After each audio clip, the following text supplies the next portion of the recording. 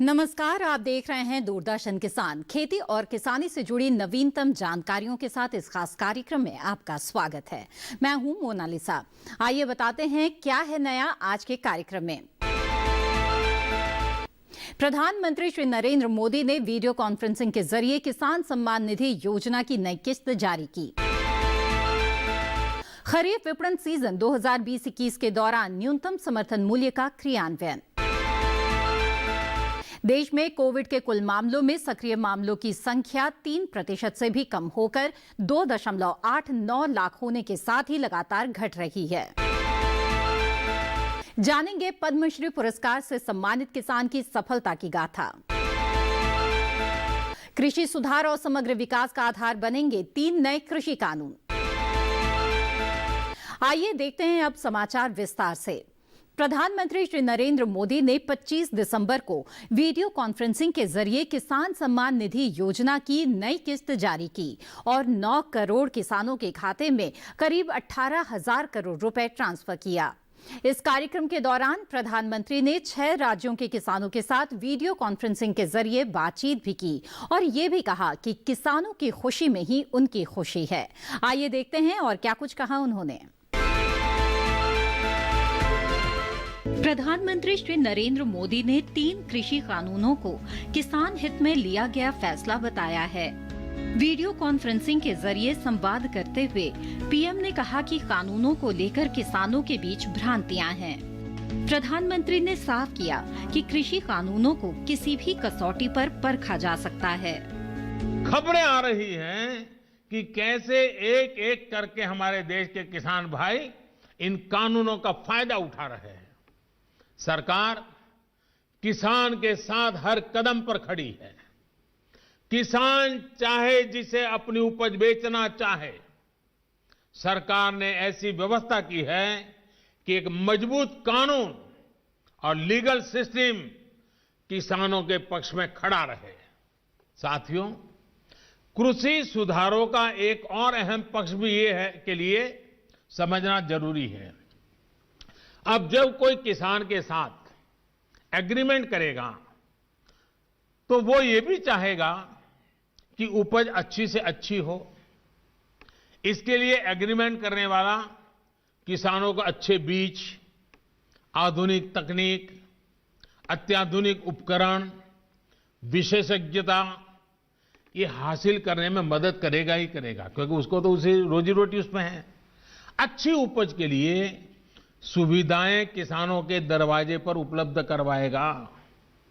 Agreement करने वाला व्यक्ति बाजार की ट्रेंड से पूरी तरह वाकिफ रहेगा और इसी के अनुरूप हमारे किसानों को बाजार की मांग के हिसाब से काम करने में मदद करेगा।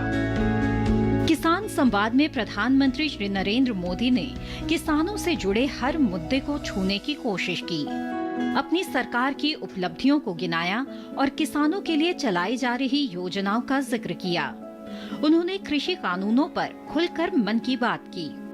कानूनों को लेकर फैली भ्रांतियों का शायद ही कोई पहलू हो जिस पर प्रधानमंत्री न बोले हों। पीएम ने कृषि सुधारों पर अन्नदाता को भरोसा दिलाने में कोई कसर नहीं छोड़ी। उनके पास हर सवाल का जवाब था।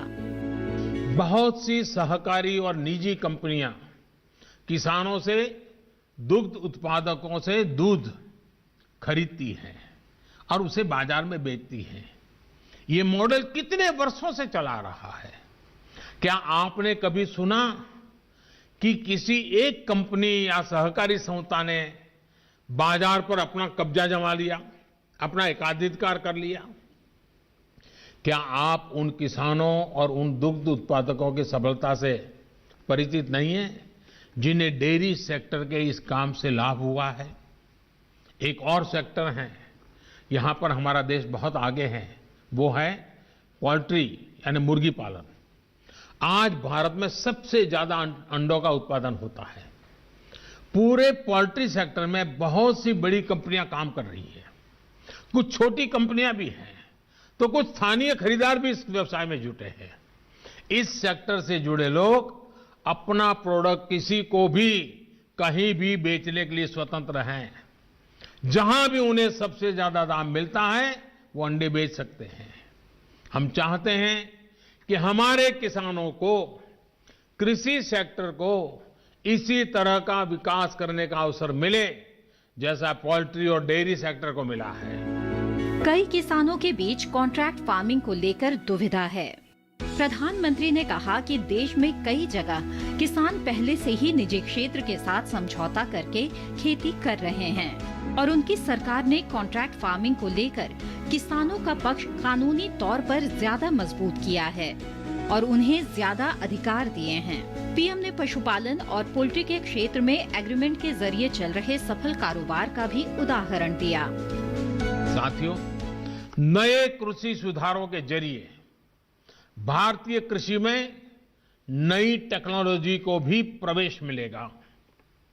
आधुनिक तकनीक के जरिए हमारे किसान अपनी उपज को बढ़ा सकेंगे, अपनी उपज को विविधता दे सकेंगे, अपनी उपज की बेहतर ढंग से पैकेजिंग कर सकेंगे, अपनी उपज में वैल्यू एडिशन कर सकेंगे।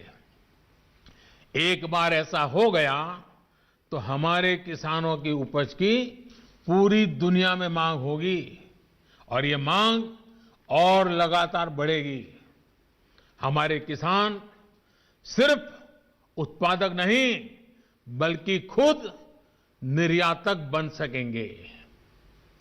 दुनिया में कोई भी अगर कृषि उत्पादों के जरिए बाजार में अपनी धाक जमाना चाहेगा तो उसे भारत आना पड़ेगा। अगर दुनिया में कहीं भी क्वालिटी और क्वांटिटी दोनों की जरूरत होगी तो उन्होंने भारत के किसानों के साथ साझेदारी करनी पड़ेगी। प्रधानमंत्री मंडी व्यवस्था और न्यूनतम समर्थन मूल्य यानी एमएसपी पर भी बोले और साफ किया कि किसान पूरी तरह स्वतंत्र हैं। वो चाहे तो अपनी फसल एमएसपी पर बेच सकते हैं, चाहे तो मंडी ले जा सकते हैं, या चाहे तो निर्यात कर सकते हैं और चाहे तो मूल्य वर्धन कर सकते हैं। इस बीच प्रधानमंत्री ने पीएम किसान योजना की 7वीं किस्त भी जारी की। 7वीं किस्त में 9 करोड़ किसानों के खातों में 18,000 करोड़ रुपए डाले गए। पीएम किसान योजना के तहत जारी की गई धनराशि 1,10,000 करोड़ से भी ज्यादा हो गई है।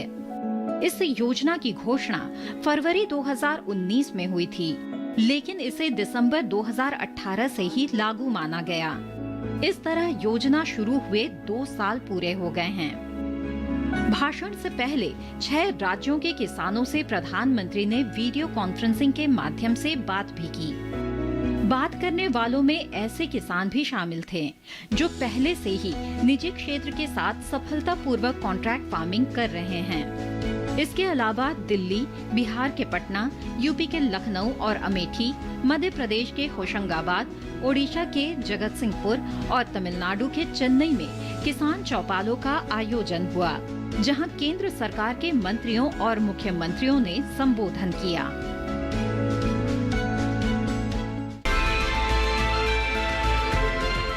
इसी के साथ इस खास कार्यक्रम में वक्त है एक छोटे से ब्रेक का। हम जल्द हाजिर होंगे। आप बने रहें दूरदर्शन किसान पर।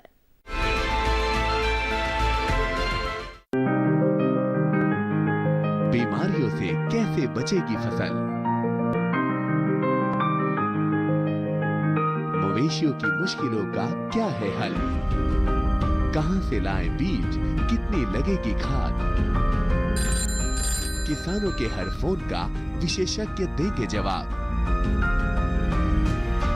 देखिए हेलो किसान लाइव सोमवार से शुक्रवार शाम 6 बजे।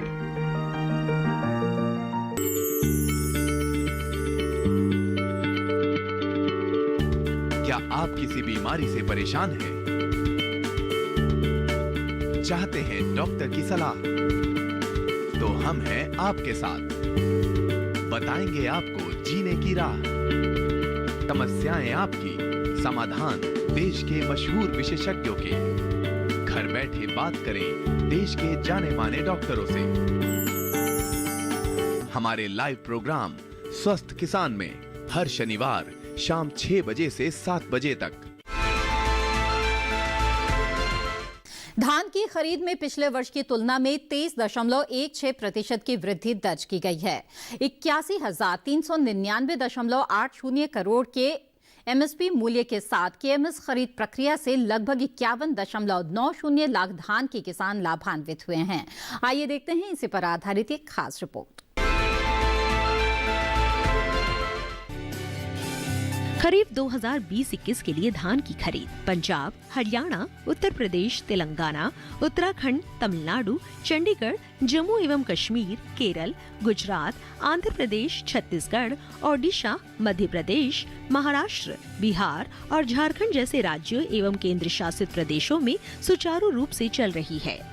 पिछले वर्ष के 333,74,000 मीट्रिक टन की तुलना में इस वर्ष 412,91,000 मीट्रिक टन से अधिक धान की खरीद की जा चुकी है और इस प्रकार पिछले वर्ष के मुकाबले धान की खरीद में 22.25% से अधिक की वृद्धि दर्ज की गई है। कुल 77,957 करोड़ 83 लाख रुपए के एमएसपी मूल्य के साथ वर्तमान में जारी केएमएस खरीद प्रक्रिया से लगभग 48,56,000 किसान अभी तक लाभान्वित हो चुके हैं। राज्यों से प्रस्ताव के आधार पर खरीफ विपणन सीजन 2020 के लिए कर्नाटक, महाराष्ट्र, तेलंगाना, राजस्थान और आंध्र प्रदेश राज्यों से मूल्य समर्थन योजना के तहत 51 लाख मीट्रिक टन दलहन और तिलहन की खरीद के लिए मंजूरी दी गई थी। सरकार ने अपनी नोडल एजेंसियों के माध्यम से 1050 करोड़ 8 लाख रुपए की एमएसपी मूल्य वाली मूंग, उड़द, मूंगफली की फली और सोयाबीन की 1,95,899.38 मीट्रिक टन की खरीद की है। इसी तरह 19 दिसंबर 2020 तक 52 करोड़ 40 लाख रुपए के एमएसपी मूल्य पर 5,089 मीट्रिक टन कोपरा की खरीद की गई है, जिससे कर्नाटक और तमिलनाडु के 3,961 किसान लाभान्वित हुए हैं। कोपरा और उड़द के संदर्भ में अधिकांश प्रमुख उत्पादक राज्यों में दरें एमएसपी से अधिक है। अब तक 57,83,122 कपास की गांठें खरीदी गई, जिनका मूल्य 16,865 करोड़ 81 लाख रुपए है, जिससे 11,24,252 किसान लाभान्वित हुए हैं। 26 राज्यों और केंद्र शासित प्रदेशों में सक्रिय मामलों की संख्या 10,000 से कम हो गई है। 23 राज्यों और केंद्र शासित प्रदेशों में प्रति 10 लाख जांच राष्ट्रीय औसत से बेहतर है। 16 राज्यों और केंद्र शासित प्रदेशों में संक्रमण के साप्ताहिक मामले राष्ट्रीय औसत से कम हैं। आइए देखते हैं इसी पर आधारित एक खास रिपोर्ट। भारत में कुल सक्रिय मामलों में गिरावट का रुख जारी है। देश में कुल सक्रिय मामले इस समय 2,89,240 हैं। कुल पॉजिटिव मामलों में सक्रिय मामलों की हिस्सेदारी 2.86% तक सिमट गई है।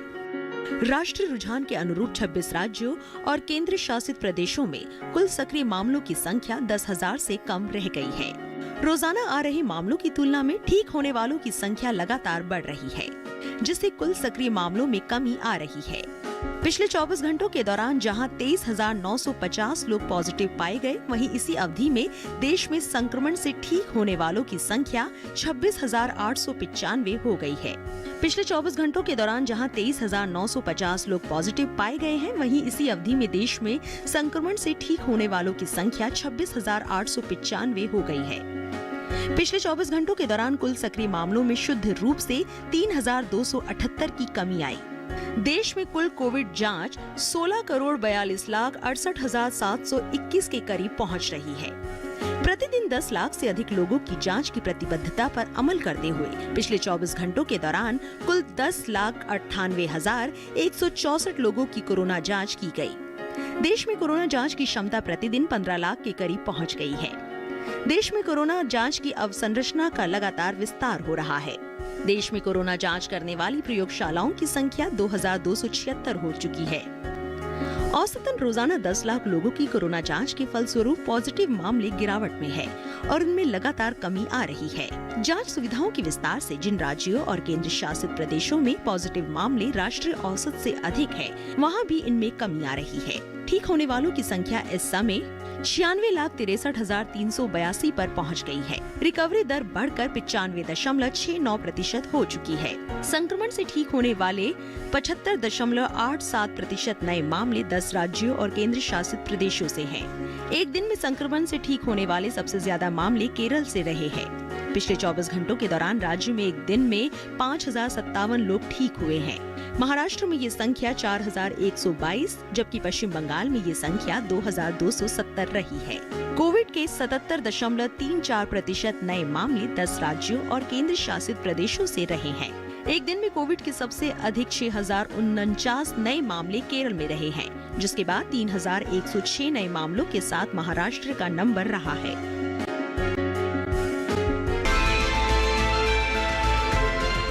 इसी के साथ वक्त हो चला है एक और छोटे से ब्रेक का। हम जल्द हाजिर होंगे। आप बने रहें दूरदर्शन किसान पर। ये कामयाबी है अन्नदाता की, ये कहानी है खेत और खलिहानों की। कैसे करें अपने पशुओं की देखभाल, जानिए गांव-गांव के किसानों का हाल। देखिए गांव किसान सोमवार से शुक्रवार दोपहर 12:05 पर।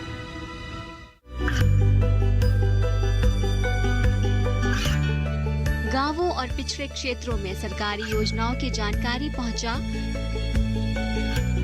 देश में कौशल और क्षमता विकास कर ग्रामीणों को सामाजिक बदलाव और विकास से जोड़ने की दूरदर्शन किसान की पहल चौपाल चर्चा देखें सोमवार से शुक्रवार सुबह 9 बजे।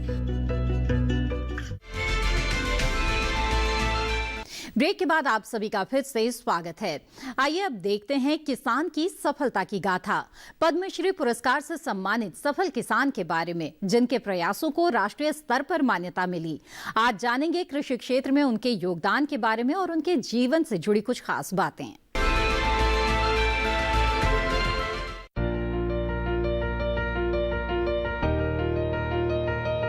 गुजरात के जूनागढ़ जिले के खमदरोल गांव के 95 वर्षीय वल्लभ भाई वसराम भाई मारवानिया ने गाजर की एक बायो फोर्टिफाइड किस्म मधुवन गाजर को विकसित किया है।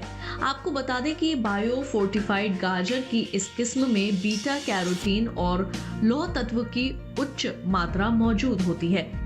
वल्लभ भाई वसराम भाई मरवानिया को उनके इस कार्य के लिए वर्ष 2019 में भारत सरकार द्वारा पद्मश्री पुरस्कार से सम्मानित किया गया। वर्ष 1943 में वल्लभ भाई वासरा भाई मरवानिया जब लगभग 13 वर्ष के थे, तब उन्होंने अपने 5 एकड़ खेत में अपने पिता की मदद करने के लिए 5वीं कक्षा के बाद शिक्षा छोड़ दी। उन्होंने अपने पिता की खेती में मदद करनी शुरू की। उनके खेतों में दाल, अनाज, मूंगफली, मक्का और ज्वार उपजाई जाती थी। साथ ही मवेशियों को खिलाने के लिए गाजर भी उगाई जाती थी। शुरुआत में इन्हें कई दिक्कतों का सामना करना पड़ा, पर इन्होंने हार न मानी। अपनी कड़ी मेहनत और लगन से इन्होंने गाजर की बायो फोर्टिफाइड किस्म को विकसित किया। वल्लभ भाई की इस खोज से इस क्षेत्र के 150 से अधिक किसानों को लाभ मिला है। जूनागढ़ के 200 हेक्टेयर से अधिक क्षेत्र में इसकी खेती की गई है। इसकी औसत पैदावार 40 से 50 टन प्रति हेक्टेयर है। स्थानीय किसानों के लिए ये आमदनी का प्रमुख स्रोत बन गया है। पिछले 3 वर्षों के दौरान गुजरात, महाराष्ट्र, राजस्थान, पश्चिम बंगाल और उत्तर प्रदेश के लगभग 1000 हेक्टेयर में मधुवन गाजर की खेती की जा रही है। बायो फोर्टिफाइड किस्म मधुवन गाजर गुणों से भरपूर है। इसका इस्तेमाल दूध की गुणवत्ता में सुधार के लिए पशुओं के चारे के रूप में किया जाता है। वल्लभ भाई ने इस उपजाति की कृषि के साथ साथ संरक्षण एवं विकास का कार्य करना शुरू किया। इस किस्म के विकास के शुरुआती वर्षों के दौरान इन्होंने बीज उत्पादन के लिए सबसे अच्छे पौधों को चुना और घरेलू खपत तथा विपणन को ध्यान में रखते हुए एक छोटे से क्षेत्र में इसकी खेती की। मांग बढ़ने पर 1950 के दशक में इन्होंने इसकी खेती बड़े पैमाने पर करनी शुरू की। उन्नत किस्मों का चुनाव बीजों के रूप में किया। उन्होंने अपने गांव और आसपास के गांव में बीजों का वितरण किया। इसके बाद इन्होंने व्यापक पैमाने पर बीजों की बिक्री करनी शुरू की। मधुबन बाजार की औसत उपज 40 से 50 टन प्रति हेक्टेयर है। गुजरात, महाराष्ट्र और राजस्थान में सफलतापूर्वक इसकी खेती की जा रही है। भारत जैसे विकासशील देश में जनसंख्या का एक बड़ा हिस्सा कुपोषण से ग्रसित है। साथ ही भारत की महिलाओं में आयरन की कमी से अनीमिया रोग आम है। ऐसे में गाजर की ये किस्म काफी लाभदायक हो सकती है। ये प्रजाति भारत के राष्ट्रीय पोषण नीति के संकल्पना की दिशा में 2022 तक पोषण मुक्त भारत के लक्ष्य को हासिल करने में अहम भूमिका निभा सकती है।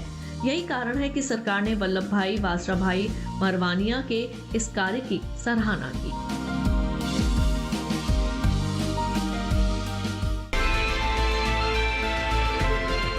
आइए अब जानते हैं कृषि सुधार के लिए बनाए गए 3 नए कानूनों पर किसानों की राय। किसान उपज व्यापार एवं वाणिज्य विधेयक 2020 राज्यों के कृषि उत्पाद मार्केट कानूनों के अंतर्गत अधिसूचित बाजारों के बाहर किसानों की उपज के निर्बाध व्यापार का प्रावधान करता है। राज्य के अंदर और बाहर दोनों जगह किसानों को उनके उत्पाद अधिसूचित मंडियों के बाहर बेचने को बढ़ावा देता है। यह अधिनियम एपीएमसी डील की तुलना में महाराष्ट्र में किसानों के लिए फायदेमंद साबित हो रहा है। इस नए अधिनियम महा एफपीसी की घोषणा के बाद महाराष्ट्र में किसान उत्पादक कंपनियों का अनुमान है कि सितंबर में कानून लागू होने के बाद से 4 जिलों में एफपीसी ने अपने व्यापार से 10 करोड़ रुपए कमाए हैं। Farmers are the member and owner or shareholder of this farmer producer company. So we are exclusively working with the shareholder of this organization. Yogesh Thorat ने कहा कि राज्य में सोयाबीन की कीमत 3,800 रुपए थी, लेकिन किसानों को 4,200 रुपए मिले क्योंकि कंपनियों ने किसानों से सीधे उपज खरीदी। थोराट का मानना है कि भविष्य में प्याज और अन्य फसलों की खरीद और बिक्री मंडियों के बाहर एफपीसी के माध्यम से बड़े पैमाने पर की जाएगी। इससे भविष्य में किसानों और व्यापारियों को काफी लाभ होगा। इसके साथ आज के इस खास कार्यक्रम में बस इतना ही। मुझे दीजिए इजाजत। आप बने रहें दूरदर्शन किसान पर। नमस्कार।